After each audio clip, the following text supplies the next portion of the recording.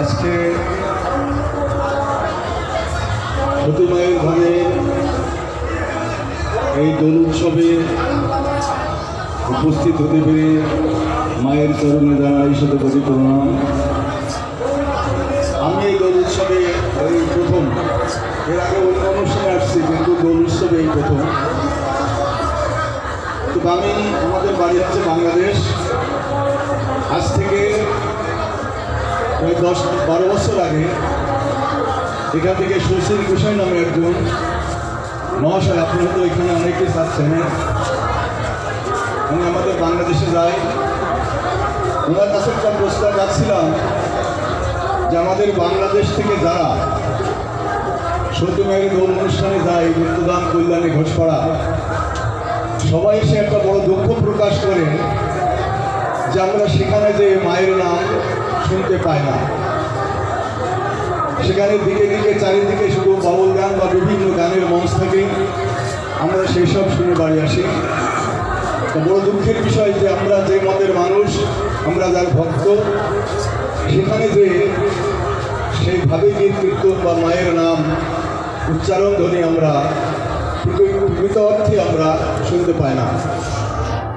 তখন আজ থেকে প্রায় 12 বছর আগে আমি শচীন বাবুকে বলেছিলাম যে আমাদের যে মনের দুঃখ, বাংলাদেশ থেকে অগণিত মানুষ, এই মায়ের মতো মানুষ আছে, তারা বহু চড়াই উত্তরাই পেরিয়ে বহু দুঃখ কষ্টের মাধ্যমে কল্যাণী ঘোষপাড়ায় মায়ের ধামে যায়। সবাই অতিশয় দুঃখ নিয়ে বাড়িতে ফিরে আসে আর বলে সেখানে যে মায়ের নাম হয় না। তারপরে শচীন গোসাইয়ের মাধ্যমে আমাদের ওখানে প্রণাম জানায় প্রথমেই ঠাকুর সুবীর পাল দেব মহন্ত এবং নির্মল কুমার পাল দেব মহন্ত, ওনার ঠাকুর মহোদয়গণ আমাদের বাংলাদেশে আমাদের গ্রামে একটা অনুষ্ঠানে উপস্থিত ছিলেন। ওনারা কৃপা করে এখানে গিয়েছিলেন। তাই ওনাদের কাছেও একটা প্রস্তাব দেখলাম, ঠাকুর আমরা যে শুনতে পারি যে বাংলাদেশ থেকে যেসব ভক্ত যায়, যে সেখানে যে ভাবের গীতের কীর্তন শোনা যায় না, এটা আমাদের বড় অনুতাপের বিষয় বা বড় দুঃখের বিষয়। এটার কোনো প্রতিকার করা যায় কিনা? তখন ঠাকুর বলেছিলেন যে না, ভাবের গীত কীর্তন তো হয়, তবে সে হয় শুনেছি, তবে সেগুলো একটা ঘরের ভিতরে ব্যক্তি কয়েকজন একটা হারমোনি বাজিয়ে কীর্তন করে, সেটা কিন্তু আমাদের মতো সাধারণ ভক্তর কানে পৌঁছায় না। আপনারা যতই বলেন না কেন, আমাদের সাধারণ ভক্তের মনে যদি মায়ের এই দাগ না লাগে, তাহলে এর ভক্ত দিনে দিনে কমছে এবং অদূর ভবিষ্যতে আরও কমে যাবে। আধুনিক যুগের সাথে তাল মিলিয়ে আমরা যদি চলতে না পারি, আমাদের অস্তিত্ব বিলুপ্তির পথে। ঠাকুর কথা দিয়েছিলেন যে আমরা চেষ্টা করব। তার পরবর্তীতে প্রণাম জানাই প্রথমেই ঠাকুর শঙ্কর পাল দেব মহন্ত, উনি আমাদের ওখানে গিয়েছেন। ওনার কাছেও প্রস্তাব রেখেছিলাম যে ঠাকুর আমাদের এই যে দাবি তো বহুত কিছু, যা সব কিছু পূরণ করা সম্ভব না, তবে এই একটা দাবি যদি আমাদের পূরণ করেন তবে আমাদের মনে অনেকটা তৃপ্তি পাবো। শঙ্কর ঠাকুরকে বলেছিলাম, দেখেন আজকে ভারতের রাজধানী দিল্লিতে যদি দেখি যে ভারতের জাতীয় পতাকা সেখানে উঠছে না, সেখানে যদি দেখি অন্য দেশের জাতীয় পতাকা রাজধানীর উপর, সংসদ ভবনের উপর উঠছে, তখন কি এই দেশটা স্বাধীন থাকবে? ঠাকুর মাতা শাস্ত্রে বলছে কথা তো ঠিকই। আমরা যতই চারিদিকে জয়ধ্বনি কীর্তন করি না কেন, কল্যাণী ঘোষপাড়াইতে যদি দেখি মায়ের ঝান্ডা, মায়ের পতাকা উঠছে না, চারিদিকে দিকে দিকে বিভিন্ন ধরনের বিভিন্ন গান বাজনা বিভিন্ন কিছু ঘটছে, কিন্তু মায়ের নাম উচ্চারিত হওয়ার ভক্ত সেখানে ক্রমে কমে যাচ্ছে এবং আমাদের পরিচালনা এবং দক্ষতার অভাবে এই জিনিসটা ঘটছে। আমি আমার পক্ষ থেকে, বিশেষ করে বাংলাদেশের ভক্তদের পক্ষ থেকে আপনার শ্রীচরণে দাবি রাখছি, আগামীতে যেন এই ভাবের গীতের অন্তত মাইক এবং সাউন্ড বক্সের মাধ্যমে 5 জন সাধারণ ভক্তের গানে পৌঁছাই। যে না, ঠাকুর বাড়িতে গিয়েছিলাম, এবার ভাবের গীত কীর্তন শুনে আসলাম, এটাই আমাদের দাবি। ঠাকুর বলেছিল যে হ্যাঁ, আমি বাড়িতে যে এ বিষয় নিয়ে চিন্তা ভাবনা করবো যাতে এটা করা যায়। তার পরবর্তীতে এই ঠাকুরবাড়ির একজন বিশেষ ভক্ত উত্তম গুহ, উনি কিছুদিন আগে আমাদের ওখানে গিয়েছিলেন। ওনার মাধ্যমেও আমি একই প্রস্তাব পেয়েছি, আপনি ঠাকুরকে করে যে কোনো অবস্থায় যেন সাউন্ড বক্স এবং মাইকের মাধ্যমে সাধারণভাবে আমাদের সাধারণ ভক্তের কানে পৌঁছায়, যে সেখানে ভাবের গীত শুনে আসলাম। আমাদের দাবি এটা আপনি ঠাকুরদের সাথে আলাপ করবেন। তারপর কয়েকদিন আগে, কিছুদিন এখন বলে 1 মাস হয়েছে কিনা, বাবু রামচন্দ্র লস্কর উনি আমাদের এখানে গিয়েছিলেন কয়েকদিন আগে, এখন 1 মাস সম্ভবত হয়েছে। ওনার মাধ্যমে দাবি রাখছিলাম যে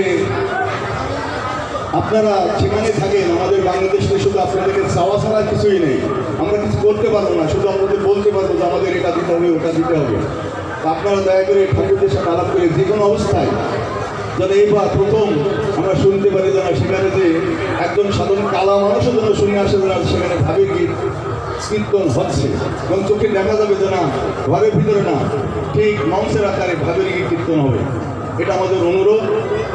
যাই হোক, তারপরে আমি কয়েকদিন আগে ঠাকুর সুনীল বাবুকে প্রশ্ন করেছিলাম, ফোন করে বলেছিলাম যে ঠাকুর, আমাদের যে দাবিটা ছিল সেটা ভাবের গীত কীর্তনের আসর এবার হবে তো, আমাদের শুধু চাওয়া চাওয়া। আপনি কী বলছেন বলেন ঠাকুর? তখন উনি বলছেন তুমি এক কাজ করো, উত্তমকে বলো, উত্তমকে বললে হবে। তখন তো উত্তমকে তো বলছি, আপনাকে বলছি, আপনারাও নির্দেশ না দেওয়া পর্যন্ত এটা হবে না। তো বলছে ঠিক আছে, এবার চেষ্টা করা হবে যাতে ছোট আকার হলেও যাতে ভাবের গীতের একটা কীর্তনের মঞ্চ বা ভাবের গীত মানে বর্তমান যুগের সাথে তাল মিলিয়ে সাউন্ড বক্স, মাইক ইত্যাদির সাথে যাতে শোনা যায়, আমরা সেই ব্যবস্থা করার জন্য চেষ্টা করব। এবং আমাদের ভক্তদের যারা স্থানীয় এখানে আছেন তাদেরকে অনুরোধ করবো বা নির্দেশ করবো যে তারা যাতে এই কাজটা করে। আর তাহলে পরবর্তীতে এই প্রথম যদি করা যায়, পরবর্তীতে যাতে আজকে দেখেন দেখছি সতী মায়ের ধামে 100 ফুট বাই 150 ফুট কয়েকটা মঞ্চ দেখছি, লালনের মঞ্চ, বিভিন্ন মঞ্চ। বড় দুঃখের বিষয় অনুতাপের সতী মায়ের ধামে কোনো জায়গা নেই। আমরা একটা ভালো গীতের মঞ্চ করবো বা কীর্তন করবো, অথবা এক জায়গায় একটু বসে মায়ের নাম গুণগান শুনবো। এর থেকে দুঃখ এবং লজ্জা আর কিছু থাকার কথা নাই। তবে যারা আপনারা ভারতবর্ষের ভক্ত আছেন তাদের চরণে আমার সকলটি প্রণাম জানিয়ে আপনাদের কাছে সবার কাছে অনুরোধ রাখছি যে নিজের স্বধর্ম, নিজের অস্তিত্ব যদি টিকে রাখতে চান, তাহলে আপনাদের সবাই একত্র হয়ে কীভাবে কী করা যায় তার সব কথা আপনারা এগিয়ে আসুন। অথবা যদি নিজেদের ভিতরে একে অপরের সাথে দ্বিধা দ্বন্দ্ব, নেতৃত্ব, মাতব্বরি কাজ কতটুকু কম হলো বেশি হলো, এই দ্বিধা দ্বন্দ্ব ভুগতে থাকে, আগামী অদূর ভবিষ্যতে হয়তো আমাদের এই জায়গায় আর আমাদের এই নাম আর চলবে কিনা সন্দেহ আছে বলে আমার মনে হয়। তবে মায়ের অসীম কৃপা, আমরা যদি তার ভক্ত হই সব কিছুই সম্ভব। মায়ের কাছে অসম্ভব বলে কিছু আছে বলে আমার মনে হয় না। দরকার শুধু আমাদের মতো কিছু মানে ভক্ত মন হলেই সব কিছু সম্ভব। যাই হোক, আজকে আমরা যেটুকু দেখতে পাচ্ছি অন্ত মাইক এবং সাউন্ড বক্সের মাধ্যমে আওয়াজ করে ভাবে কীর্তন হচ্ছে। আমরা বাড়িতে অনেকেই বলতে পারবো যে না, এবার আমরা ভাবের গীত সেখানে কীর্তন হয়, এটা দেখেছি। এবং বাংলাদেশ, ভারত বিভিন্ন অঞ্চলের ভক্তগণ মায়ের নাম গুণগান কীর্তন করেছে। তবে আপনাদের কাছে সবাইকে আবার বলি যে আগামীতে যেন এর থেকে বড় পরিসরে ভালো আকারে যদি অন্যান্য মঞ্চ যেমন হচ্ছে ওরকম একটা মঞ্চ তৈরি করে এখানে আমরা স্টেজ করে ভাবের গীত কীর্তন করতে পারি, এই সকলের প্রতি আমার অনুরোধ রেখে সকলের চরণে আমার সকলকে প্রণাম জানিয়ে আর বক্তব্য সমর্পণ করছি। জয় সতী মা, জয় সতী মা, জয় সতী মা, জয় সতী মা, জয় সতী মা। গোটা মাটি, গোটা মাটি, গোটা মাটি, যদি মাটি, যদি মাটি, যদি মাটি, ঠাকুর দুলাই যাচ্ছি, ঠাকুর দুলাই যাচ্ছি, ঠাকুর দুলাই যাচ্ছি। বাংলা থেকে